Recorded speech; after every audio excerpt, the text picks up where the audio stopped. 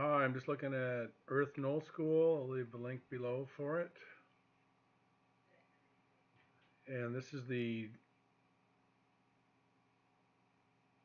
view of from the North Pole, basically one jet stream now. There used to be two. There used to be one at 30 degrees and one at 60 degrees. And then the equator, there wasn't a jet stream. And the airs did not pass over the equator in the jet streams, but now they're starting to do that. Right there's a good example. Upside down, going north, crossing the equator big time.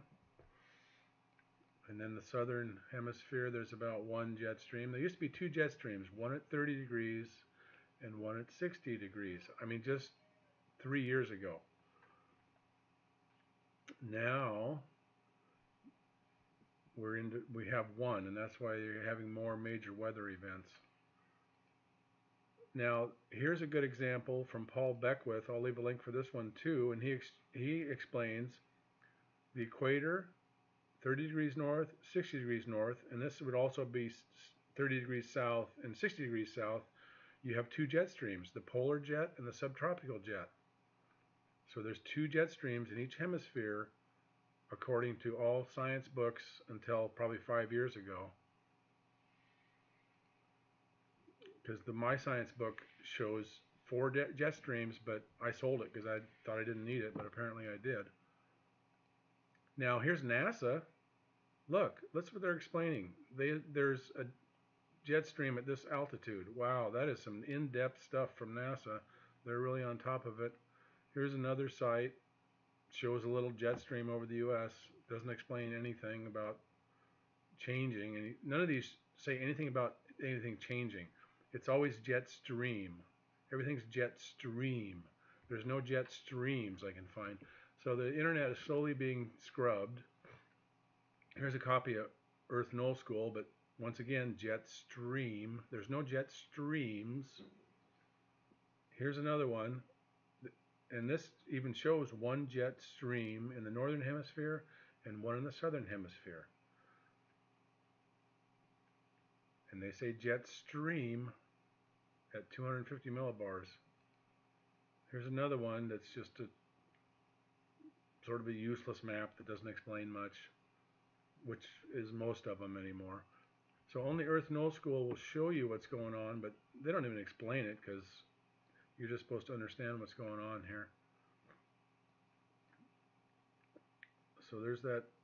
Everything's going over the equator. Everything's screwed up.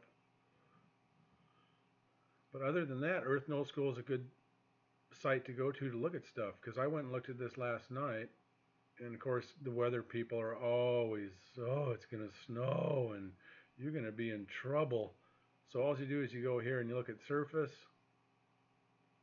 temperature, and you zoom in.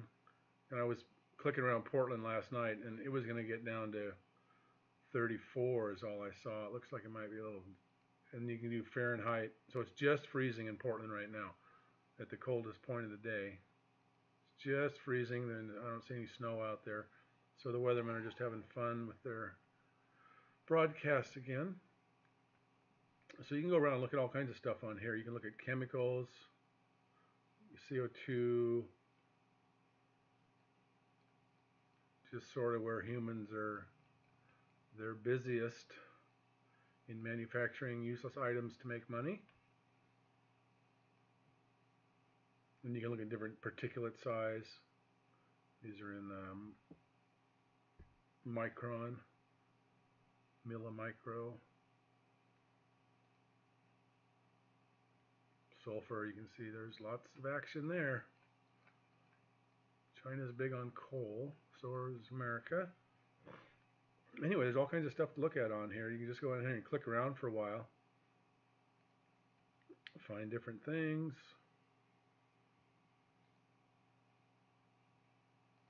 Ocean, I think there's temperature. Sea surface temperature anomaly. So then you look at this and you can see it's the spots that are warmer than normal.